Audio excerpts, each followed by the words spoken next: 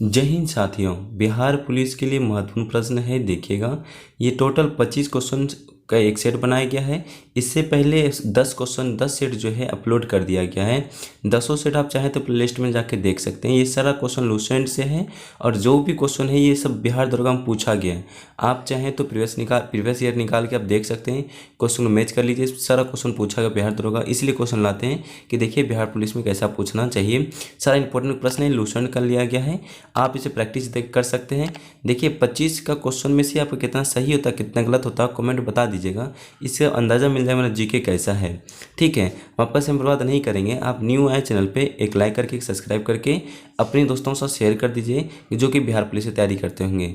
ठीक है, हम समय बर्बाद नहीं करेंगे, डायरेक्ट स्क्रीन पे आपको चलते हैं। जो स्क्रीन पे क्वेश्चन दिख रहा है उस क्वेश्चन को पढ़िए और अच्छे से उसको जवाब दीजिए, उसको टिक करके कि राइट आंसर उसका होता क्या है। हम चलिए आपको पढ़ के सुनाते। पहला क्वेश्चन कहता है कि निम्न में से किस राज्य में काली मिट्टी प्रचुर मात्रा में पाई जाती है। निम्न में से किस राज्य में काली मिट्टी प्रचुर मात्रा में पाई जाती है। 1 नंबर का राइट आंसर क्या होता है सभी बता दीजिएगा। ठीक है, देखिए इसका जो हो जाता है राइट आंसर गुजरात हो जाता है, ऑप्शन डी हो जाता है गुजरात। ठीक है, ऑप्शन क्या होता है डी हो जाता है गुजरात। चलिए क्वेश्चन नंबर 2 का 2 नंबर में चलते हैं। क्वेश्चन नंबर 2 में कहता है वायु दाब को मापने वाला यंत्र कहलाता है। वायु दाब को मापने वाला यंत्र कहलाता है। देखिए राइट आंसर क्या होता है 2 नंबर को बता दिए सभी। ठीक है, वायु दाब को मापने वाला यंत्र बैरोमीटर कहलाता है। ऑप्शन नंबर आपका ए हो जाता है बैरोमीटर। ठीक है, क्वेश्चन कहता है कि वायु दाब मापने वाला यंत्र कहलाता है। ऑप्शन नंबर ए हो जाता है बैरोमीटर। सभी याद कर लीजिएगा। ठीक है, हृदय को गति को नापने वाला को कहता है कार्डियोग्राम। ठीक है, कार्डियोग्राम कहा जाता है हृदय को नापने वाला को। हम आगे चलते हैं। ठीक है, क्वेश्चन नंबर आपको 3 में चलते। क्वेश्चन 3 में कहता है भारत का राष्ट्रीय जलजीव निम्न में से कौन है। ये तो सभी को पता होगा। क्वेश्चन 3 का राइट आंसर क्या होता है भारत का राष्ट्रीय जलजीव निम्न में से कौन है बता दीजिएगा सभी। राइट आंसर क्या होगा। देखिए इसका जो राइट आंसर ऑप्शन बी हो जाता है गैंगटिक डॉल्फिन हो जाता है। ठीक है, ऑप्शन नंबर बी हो जाता है डॉल्फिन। सभी याद रख लीजिएगा। भारत का राष्ट्रीय जलीय जीव निम्न में से कौन सा है, डॉल्फिन हो जाता है। हम चलते हैं 4 नंबर की ओर। 4 नंबर में कहता है कि सत्य शोधक समाज। 4 नंबर में क्वेश्चन कहता है सत्य शोधक समाज को निम्नलिखित में से किसे शुरू किया गया था। सत्य शोधक समाज को निम्नलिखित में से किसने शुरू किया था। देखिए इसका राइट आंसर क्या होता है बता दीजिएगा। ये पीछे वाला भी क्लास में बताया गया था। सत्य शोधक समाज का स्थापना या शुरू किसने किया था बता दीजिएगा। ठीक है,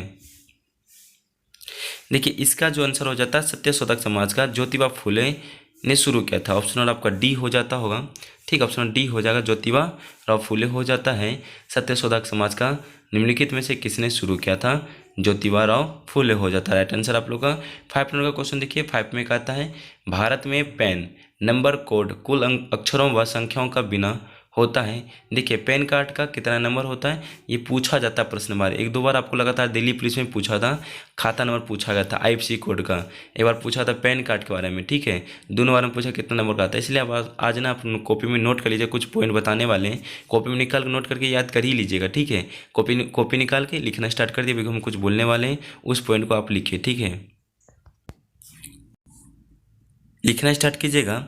आधार कार्ड का नंबर 12 अंक का होता है। आधार कार्ड का नंबर कितने अंक का होता है, 12 अंक का होता है। ठीक है, को पूछे कि आधार कार्ड का नंबर कितना होता है, टोटल कितना होता है 12 नंबर का होता है।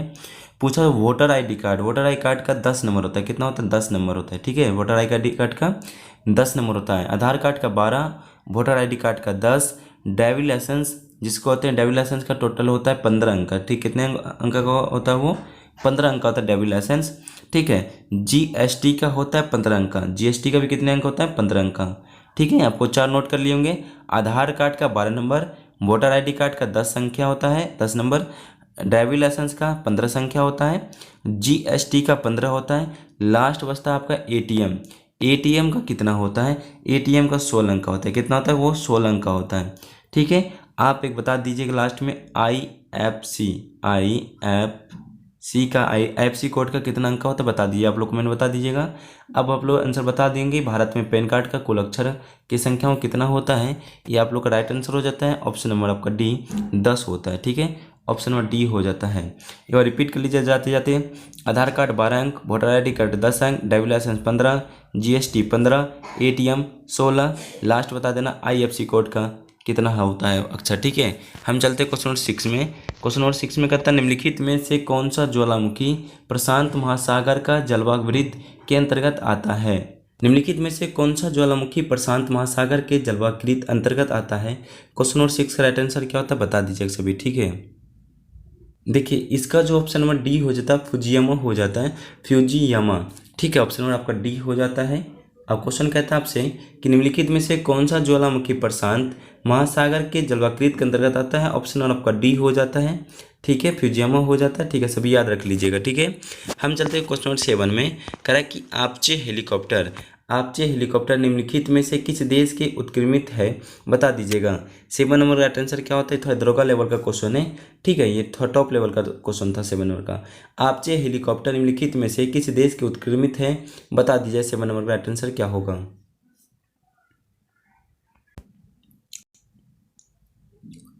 देखिए इसका जो आंसर हो जाता है ऑप्शन नंबर सी हो जाता है अमेरिका। ऑप्शन सी हो जाएगा, अमेरिका देश का हो जाता है, ठीक है। एक क्वेश्चन आपसे पूछते हैं S-400, बीच में S-400 किस देश से लिया गया था? सभी बता दीजिए। S-400 जो है किस देश से लिया गया है बता दीजिएगा। ये हो जाता है रूस से S-400 लिया गया था, ठीक है। एक क्वेश्चन और बता दीजिए आप लोग। चिनूक जो है, चिनूक किस देश का है बता दीजिएगा। चिनूक है अमेरिका का, ठीक है, वो एक हेलीकॉप्टर है, ठीक है। आप एक बता दीजिए इंद्रजाल किसका है, किस देश का है बता दीजिएगा। इंद्रजाल, ठीक है, इंद्रजाल जो है, इंद्रजाल किस देश का है बता दीजिएगा। ड्रोन डिफेंस सिस्टम है ये। इंद्रजाल जो है भारत देश का है। इंद्रजाल है भारत देश का। इंद्रजाल क्या है कोई पूछे तो आप बता दीजिए ड्रोन डिफेंस सिस्टम है, ठीक है। प्रचंड भारत क्या है? भारत का भी है, ठीक है। स्वदेशी निर्मित युद्ध हेलीकॉप्टर है। हम आगे की ओर बढ़ते हैं क्वेश्चन नंबर 8 का। 8 में क्वेश्चन कहता है बैंक ऑफ बड़ौदा के साथ किन दो बैंकों का विलय हुआ है? बता दीजिएगा। बैंक ऑफ बड़ौदा का के साथ दो बैंकों का विलय हुआ है, राइट आंसर क्या होता है बता दीजिए सभी, ठीक है। देखिए इसका जो राइट आंसर हो जाता है ऑप्शन नंबर ए हो जाता है विजया बैंक और देना बैंक, ठीक है। ऑप्शन नंबर ए हो जाता है विजया बैंक और देना बैंक हो जाता है। क्वेश्चन 9 में देखिए, क्वेश्चन नंबर 9 में कहता है अवंती की राजधानी थी। इसका देखिए राइट आंसर क्या होता है बता दीजिए सभी, ठीक है। देखिए इसका जो हो जाता है अवंती की राजधानी उज्जैन था, ठीक है। ऑप्शन नंबर सी हो जाता है आप लोग का उज्जैन हो जाता है, राइट आंसर, ठीक है। हम लोग चलते हैं क्वेश्चन नंबर 10 में। 10 में क्वेश्चन कहता है निम्नलिखित में से कौन सा साहित्यकार रविन्द्रनाथ टैगोर से संबंधित नहीं है?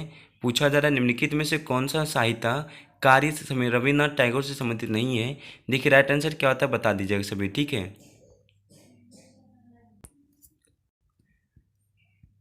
देखिए इसका जो राइट आंसर हो जाता है ऑप्शन नंबर ए हो जाता है देवदास, ठीक है। इसका हो जाता है देवदास। निम्नलिखित में से कौन सा साहित्यकार रविन्द्रनाथ टैगोर से संबंधित नहीं है? ऑप्शन नंबर आपका हो जाता है ए देवदास हो जाता है। 11 नंबर का क्वेश्चन देखिएगा, ज्वारीय ऊर्जा निम्न में से किस ऊर्जा के संसाधनों का प्रकार है? क्वेश्चन 11 में क्वेश्चन कहता है ज्वारीय ऊर्जा निम्न में से किस ऊर्जा के संसाधनों का प्रकार है? देखिए राइट आंसर क्या होगा 11 नंबर का बता दीजिए, ठीक है। देखिए इसका क्वेश्चन कहता है कि ज्वारीय ऊर्जा जो पुनर्भरणीय ऊर्जा संसाधन के प्रकार का है। ऑप्शन नंबर आपका हो जाता है डी हो जाता है, राइट आंसर, ठीक है। ऑप्शन आपका डी हो जाएगा ज्वारीय ऊर्जा निम्न में से किस ऊर्जा के संसाधनों का प्रकार है? इसका आंसर हो जाता है ऑप्शन डी पुनर्भरणीय हो जाता है। हम चलते क्वेश्चन 12 का। राइट आंसर क्या होता है? महात्मा गांधी का भारत में पहला सत्याग्रह के स्थान पर था। महात्मा गांधी का पहला सत्याग्रह किस स्थान पर था बता दीजिएगा। राइट आंसर क्या होता है तो सभी को पता होगा, पहला सत्याग्रह महात्मा गांधी जी का कहाँ पे था? ऑप्शन और डी हो जाता है चंपारण, ठीक है। ऑप्शन और डी हो जाता है चंपारण हो जाता है, ठीक है। ये तो सबको पता होगा महात्मा गांधी का पहला सत्याग्रह चंपारण में हुआ था, ठीक है। हम लोग आगे की ओर बढ़ते हैं क्वेश्चन नंबर 13 में। 13 का क्वेश्चन देखते हैं राइट आंसर क्या होता है, ठीक है। भारतीय सेनाओं का, ठीक है, भारतीय सेनाओं का सर्वोच्च सेनापति कौन है बता दीजिएगा, ठीक है। पूछा जा रहा क्वेश्चन भारतीय सेनाओं का सर्वोच्च सेनापति कौन है बता दीजिए, राइट आंसर क्या होगा, ठीक है। थोड़ा टाइपिंग मिस्टेक है यहाँ पे, कहाँ होना चाहिए, यहाँ पे कहाँ से लिखा है, ठीक है।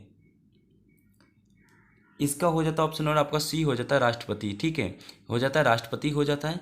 भारतीय सेनाओं का सर्वोच्च सेनापति कौन है? ऑप्शन नंबर डी हो जाता है सेनापति। ठीक है, एक क्वेश्चन सुन लीजिएगा। संविधान के अनुच्छेद 52 के अनुसार भारत का राष्ट्रपति का पद प्रावधान किया गया। अनुच्छेद जो 52 जो है राष्ट्रपति पद का प्रावधान किया है संविधान में, इसे नोट कर लीजिएगा। हम लोग चलते हैं 14 की ओर। 14 में क्वेश्चन कहता है 2022 में BWF विश्व बैडमिंटन प्रतियोगिता में महिला एकल का खिताब किसने जीता है, बता दीजिएगा। राइट आंसर क्या होगा।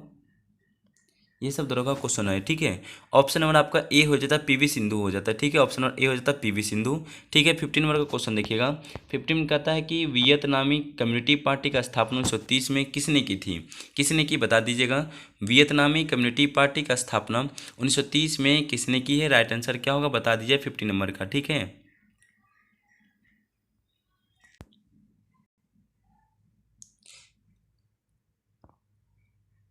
देखिए इसका जो आंसर हो जाता है हो ची मिन हो जाता है, ऑप्शन नंबर बी हो जाएगा। ठीक है, ऑप्शन नंबर बी हो जाता है। वियतनामी कम्युनिटी पार्टी का स्थापना 1930 में किसने किया, हो ची मिन हो जाता है, ऑप्शन नंबर बी। कुछ और समझ लीजिएगा। गदर पार्टी का स्थापना कब हुआ था, 1913 में। गदर पार्टी का स्थापना 1913 में हुआ था। संस्थापक कौन थे, लाला हरदयाल और काशीराम। ठीक है, ऑप्शन नंबर देखिएगा। स्वराज पार्टी का स्थापना कब हुआ था, 1923 में। स्वराज पार्टी का स्थापना 1923 में। संस्थापक मोतीलाल नेहरू व चित्तरंजन दास थे। स्वराज पार्टी का स्थापना 1923 में, संस्थापक मोतीलाल नेहरू व चित्तरंजन दास थे। दूसरा क्वेश्चन है स्वतंत्र श्रमिक पार्टी का स्थापना 1936 में, संस्थापक BR अम्बेडकर, भीमराव अम्बेडकर थे। स्वतंत्र श्रमिक पार्टी का स्थापना 1936 में, संस्थापक BR अम्बेडकर। तीन को के बारे में सुना देते, फिर से सुन लीजिएगा। गदर पार्टी का स्थापना 1913 में, संस्थापक लाला हरदयाल, ठीक है, काशीराम। दूसरा स्वराज पार्टी का स्थापना 1923 में हुआ था, संस्थापक मोतीलाल नेहरू, चित्तरंजन दास। स्वतंत्र श्रमिक पार्टी का स्थापना 1936 में, संस्थापक BR अम्बेडकर। सब कॉपी को अपलोड नोट कर लीजिएगा।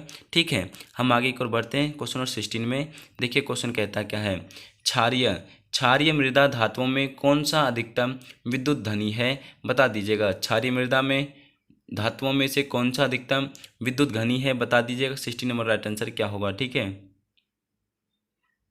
देखिए इसका जो राइट आंसर हो जाता है BA हो जाता है। क्षारीय मृदा धातु में B अधिकतम विद्युत धनी है। ऑप्शन और आपका ए हो जाता है। तो टाइपिंग में मिस्टेक है, ठीक है, लिखना चाहिए यहाँ पे BA। ठीक है, B और A। ठीक है, इसका राइट आंसर हो जाता है ए। हम चलते 17 नंबर का क्वेश्चन कहता है निम्नलिखित में से कौन सी भारत की सबसे छोटी आर्द्रभूमि है। ठीक है, थोड़ा देखिए यहाँ पर भी निम्नलिखित नहीं लिखा है। ठीक है, यहाँ पे देख लीजिएगा। निम्नलिखित में से कौन सी भारत की सबसे छोटी आर्द्रभूमि है, बता दीजिए। राइट आंसर क्या होगा।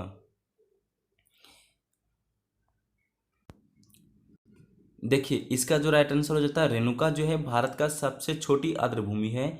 ऑप्शन नंबर ए हो जाता है। ठीक है, क्वेश्चन पूछे जाने वाला प्रश्न है कौन सी भारत के सबसे छोटी आर्द्रभूमि है, रेणुका हो जाता है। ठीक है, सभी नोट कर लीजिए, रेणुका हो जाता है। ठीक है, हम आगे की ओर चलते हैं। इसका जो पूछ लेगा आर्द्रभूमि दिवस, विश्व आर्द्रभूमि दिवस पूछा जाता है तो 2 फरवरी को मनाया जाता है, सभी याद कर लीजिएगा। विश्व आर्द्रभूमि दिवस 2 फरवरी को मनाया जाता है। ठीक है, आपसे पूछा जाता है कि वर्तमान में भारत में रामसर साइटों की कुल संख्या कितना हो गया है, 75 हो गया अभी। ठीक है, टोटल पूछे वर्तमान में भारत के जो है रामसर साइटों की कुल संख्या 75 में 75 हो गया है। विश्व आर्द्रभूमि दिवस 2 फरवरी को मनाया जाता है, सभी क्वेश्चन को नोट कर लीजिएगा। ठीक है, भारत का सबसे बड़ा आर्द्रभूमि स्थल जो है सुंदरवन है पश्चिम बंगाल का। क्वेश्चन करेगा आपसे कि भारत का सबसे बड़ा आर्द्रभूमि जो स्थल है सुंदरवन है जो कि पश्चिम बंगाल में है। सबसे छोटा पूछा तो रेणुका है। ठीक है, रेणुका है, इसका हिमाचल प्रदेश में पड़ता ही है, हिमाचल प्रदेश है रेणुका। भारत की सबसे छोटी आर्द्रभूमि जो है छोटा वाला रेणुका है जो कि हिमाचल प्रदेश में। बड़ा वाला पूछे सुंदरवन पश्चिम बंगाल का है। आर्द्रभूमि दिवस पूछे विश्व का 2 फरवरी को मनाया जाता है। रामसर साइट की कुल संख्या 75 है, सभी नोट करके याद कर लीजिएगा कॉपी में। हम आगे की ओर बढ़ते हैं। ठीक है,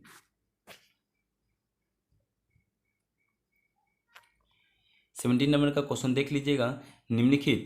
निम्नलिखित में से भारत के किस देश के साथ सबसे लंबी अंतर्राष्ट्रीय सीमा से जुड़ा हुआ है, बता दीजिएगा। राइट आंसर क्या होगा। निम्नलिखित में से एक भारत के किस देश के साथ सबसे लंबी अंतर्राष्ट्रीय सीमा जुड़ा हुआ है, 18 नंबर का राइट आंसर क्या होता है, बता दीजिएगा सभी। ठीक है, बांग्लादेश से भारत का 4096 किलोमीटर लंबाई की सबसे लंबी अंतर्राष्ट्रीय सीमा जुड़ा हुआ है। सबसे अधिक बांग्लादेश, ऑप्शन नंबर डी हो जाता है। इसे किलोमीटर पूछा जाता है, कितना किलोमीटर का है, तो 4096 किलोमीटर, 4096 किलोमीटर से लंबा जुड़ा हुआ है। ठीक है, सभी याद कर लीजिएगा। सबसे लंबा पूछे भारत के साथ तो बांग्लादेश का हो जाता है, 4096 किलोमीटर है। ठीक से सबसे लंबी अंतर्राष्ट्रीय सीमा जुड़ा हुआ है। हम आगे को चलते हैं। 19 नंबर क्वेश्चन कहता है पादप में जाइलम उत्तरदायी है। पादप में जाइलम उत्तरदायी है। राइट आंसर 19 नंबर का क्या होगा बता दीजिए सभी। ठीक है, देखिए इसका जो राइट आंसर हो जाता है ऑप्शन नंबर आपका बी हो जाता है। पादप में जाइलम जल के वाहन के लिए उत्तरदायी है। ऑप्शन नंबर आपका बी हो जाता है। ठीक है, ऑप्शन नंबर आपका बी हो जाता है जल के वाहन के लिए। ठीक है, हम लोग चलते हैं 20 नंबर का क्वेश्चन क्या कहता है बता दीजिएगा। 20 में कहता है कि निम्न में से स्वतंत्र अवध रियासत का संस्थापक कौन था। 20 नंबर क्वेश्चन कहता है निम्न में से स्वतंत्र अवध रियासत का संस्थापक कौन था, बता दीजिएगा सभी। 20 नंबर क्वेश्चन कहता है निम्न में से स्वतंत्र अवध रियासत के संस्थापक कौन था। 20 नंबर का राइट आंसर क्या होगा बता दीजिएगा सभी। ठीक है, स्वतंत्र अवध रियासत का संस्थापक शहादत खान थे। ठीक है, ऑप्शन आपका बी हो जाता है शहादत खान। ठीक है, सभी याद कर लीजिएगा, शहादत खान हो जाता है। हम आगे की ओर चलते 21 में। 21 में क्वेश्चन कहता है सिंधु सभ्यता का प्राचीनतम बंदरगाह कौन सा है। सिंधु सभ्यता का प्राचीनतम बंदरगाह कौन सा है, बता दीजिए सभी। बहुत इंपॉर्टेंट क्वेश्चन है जो कि पूछा गया प्रश्न है। ठीक है, सिंधु सभ्यता का प्राचीनतम बंदरगाह लोथल है। ठीक है, क्या है ऑप्शन नंबर हो जाएगा सी हो जाता है लोथल। ठीक है, सिंधु सभ्यता का प्राचीनतम बंदरगाह लोथल है, सभी याद कर लीजिएगा। ठीक है, पूछा जा रहा है कि इन्हें लघु हड़प्पा लघु मोहनजोदड़ो भी कहा जाता है। इसे जो है लघु हड़प्पा या लघु मोहनजोदड़ो भी कहा जाता है। लोथल में चावल उपजाने का अवशेष 1800 ईसा पूर्व में पाए गए हैं। सारा नोट करना स्टार्ट कर दीजिएगा। ठीक है, पूछा जाता है लोथल जो है चावल उपजाने में अवशेष 1800 ईसा पूर्व में पाए गए थे। ठीक है, इन्हीं को लघु हड़प्पा लघु मोहनजोदड़ो भी कहा जाता है। ठीक है, हम आगे की ओर बढ़ते हैं। राइट आंसर क्या हो बता दीजिएगा इसके आगे मतलब 22 का। 22 में कहता है निम्नलिखित में से कौन सी एंटी टैंक मिसाइल है। ठीक है, लिखा गया कि निम्नलिखित में से कौन सी एंटी टैंक मिसाइल है, बता दीजिए राइट आंसर क्या होगा 22 का। ठीक है,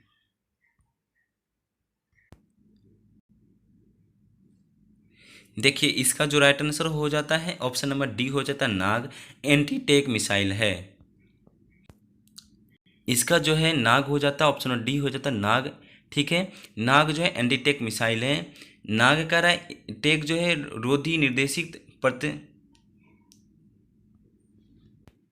देखिए 23 का क्वेश्चन कहता है बता दीजिए आगे वाला प्रश्न में भारतीय संविधान की 8वीं अनुसूची कितनी भाषाएं शामिल है। पूछा जा रहा है क्वेश्चन 22 का, बहुत अच्छा क्वेश्चन है, बार पूछा गया प्रश्न है। भारतीय संविधान की 8वीं अनुसूची में कितनी भाषाएं शामिल है, बता दीजिएगा सभी। राइट आंसर इसका क्या होगा 23 का। ठीक है, कुछ पॉइंट को सुन लीजिएगा, कॉपी में नोट करना स्टार्ट कर दीजिए।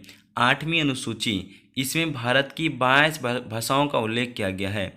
8वीं अनुसूची में टोटल जो है 22 भाषाओं का उल्लेख किया गया है। मूल रूप से 8वीं अनुसूची में 14 भाषाएं थी। 8वीं अनुसूची में कितने भाषा था, 14 था। 1967 ईस्वी में 21वीं संशोधन में सिंधी को, 1992 में 71वां संविधान संशोधन करके कोंकणी को, मणिपुरी, नेपाली और 2003 में 92वें संविधान संशोधन करके ठीक है मैथिली, संथाली, डोगरी, बोडो को 8वीं अनुसूची में शामिल। देखिए इसका राइट आंसर पता चल गया होगा आप लोग को, ऑप्शन नंबर ए हो जाता है 22। ठीक है, बता दिए कि 8वीं अनुसूची में टोटल पहले कितना था, 14 था। 1967 में 21वीं संविधान संशोधन करके सिंधी को जोड़ा गया था। 92 में 71वां संविधान संशोधन करके कोंकणी, मणिपुरी, नेपाली को जोड़ा गया। 2003 में 92वें संविधान संशोधन करके मैथिली, संथाली, डोगरी एवं बोडो 8वीं सूची में शामिल किया गया। टोटल हो जाता है 22 भाषा। 24 का देखिए राइट आंसर क्या होता है। 24 में क्वेश्चन कहता है भारतीय संविधान मूल कर्तव्यों को जोड़ा गया था। भारतीय संविधान मूल कर्तव्यों को जोड़ा गया। 24 का राइट आंसर क्या होता है, बहुत इंपॉर्टेंट प्रश्न है, बता दीजिए सभी। ठीक है, देखिए इसका जो राइट आंसर हो जाता है 42वें संविधान संशोधन 1976 में भारतीय संविधान के मूल कर्तव्यों को जोड़ा गया था। मूल कर्तव्य कब जोड़ा गया था, 42वें संविधान संशोधन करके 1976 में। ऑप्शन नंबर आपका बी हो जाता है। 42वें संविधान संशोधन करके 1976 में जो है ठीक है मूल कर्तव्य को जोड़ा गया था 1976 में 1976। ठीक है, पूछा जा रहा है कि इसके अंतर्गत संविधान में 10 मौलिक कर्तव्य को अनुच्छेद 51 के को भाग 4 में अंतर्गत जोड़ा गया था। ठीक है, ठीक है। मौलिक कर्तव्य कितना है बता दीजिएगा सभी। हम लोग आगे की ओर चलते हैं 25 में। 25 का राइट आंसर क्या होता है बता दीजिएगा। इस सेशन का लास्ट क्वेश्चन है, पहली इलेक्ट्रॉनिक वोटिंग मशीन किसने डिजाइन की थी बता दीजिएगा। बहुत इंपॉर्टेंट प्रश्न है, पहली इलेक्ट्रॉनिक वोटिंग मशीन किसने डिजाइन किया था बता दीजिएगा। 25 का राइट आंसर क्या होता है।